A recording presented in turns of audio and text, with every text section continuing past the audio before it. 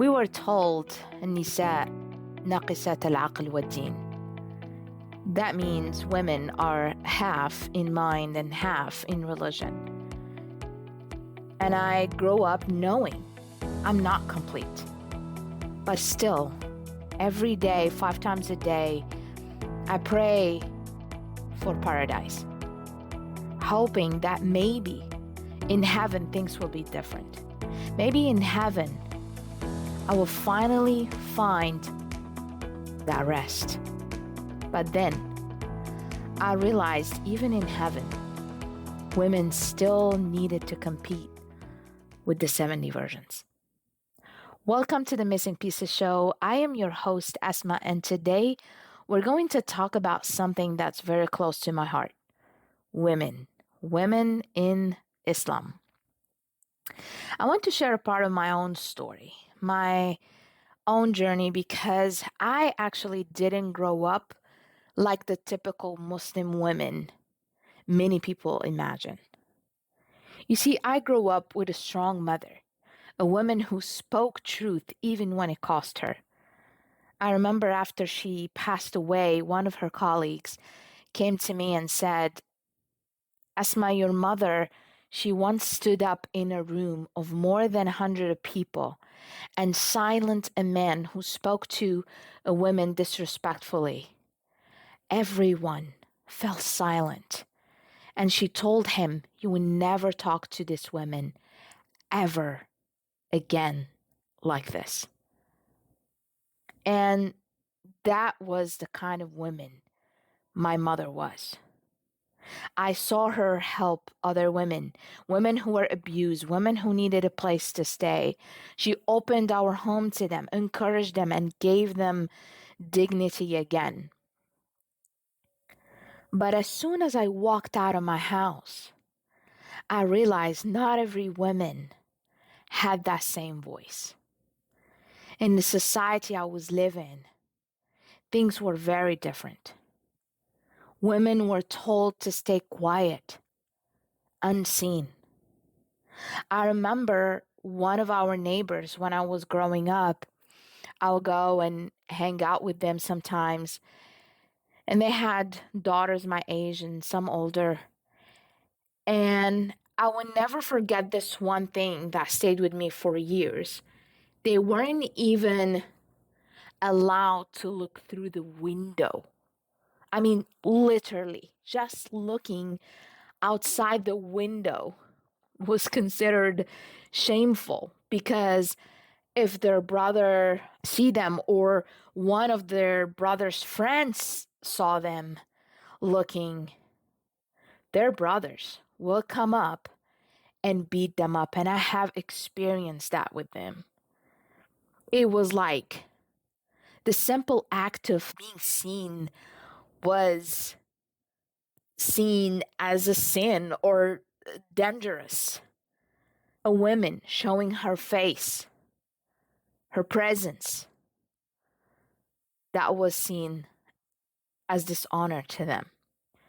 And I remember thinking, why? Why does something as innocent as looking through a window have to feel like a sin?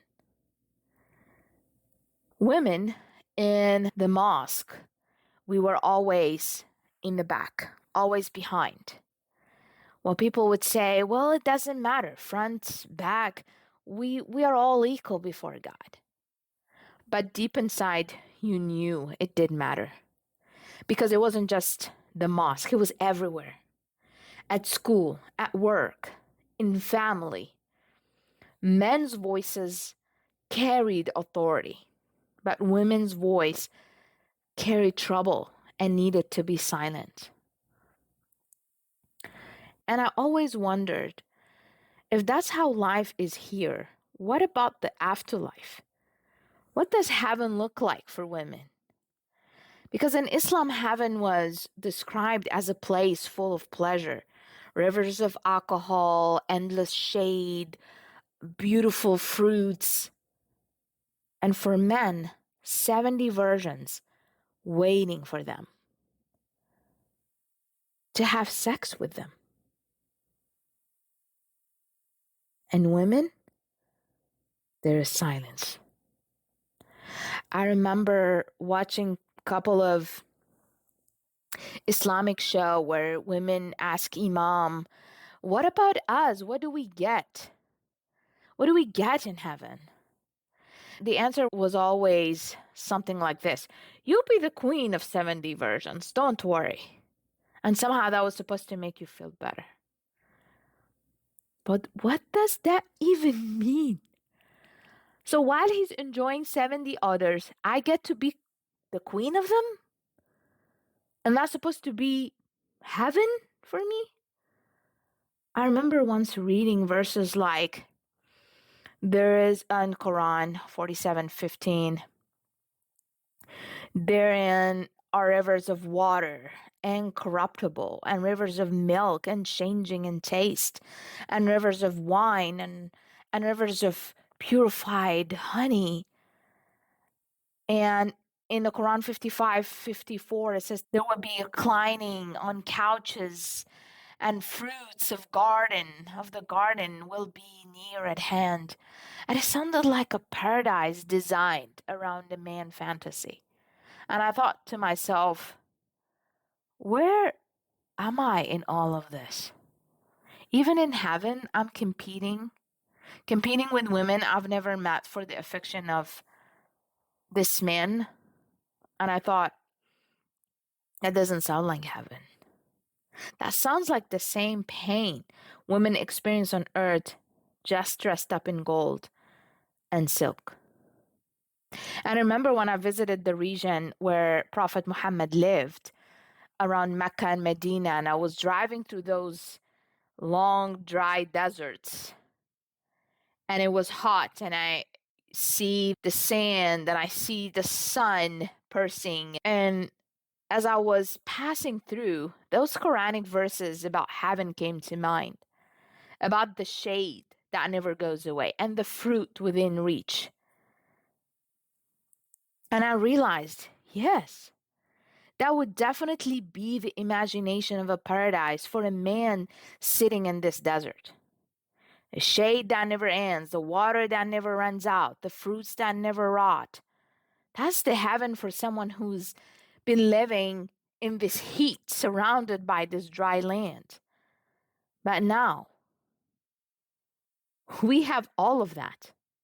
We have constant shade, we have our air conditioning buildings, we have cool homes, water running 24 hours, fruits from every country sitting in our grocery stores.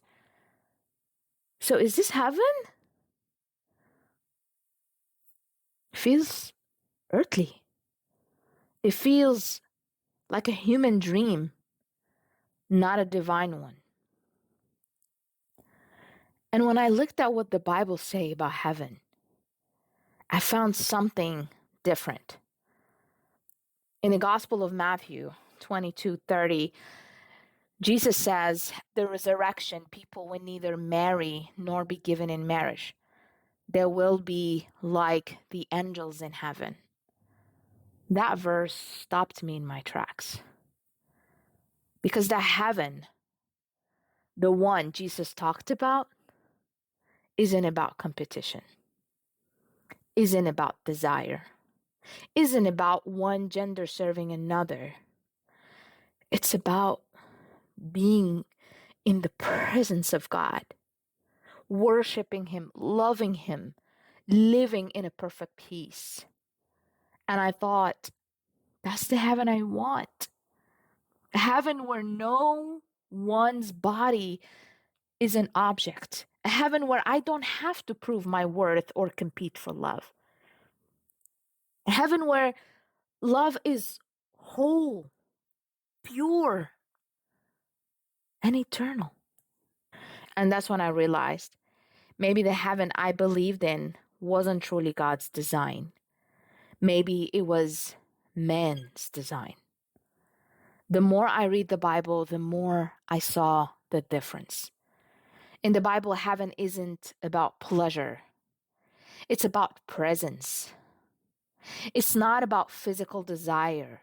It's about spiritual fulfillment. Revelation 21:4 says, He will wipe away every tear from their eyes, and there will be no more death or sorrow or crying or pain. All these things are gone forever. That's heaven. No pain, no competition, no jealousy, no comparison between men and women. Just peace. And that's the heaven I want to be a part of.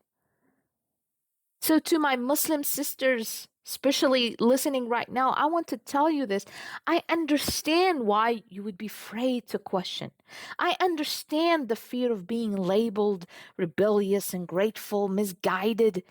But if you love God, really love Him, then don't be afraid to ask Him who He truly is.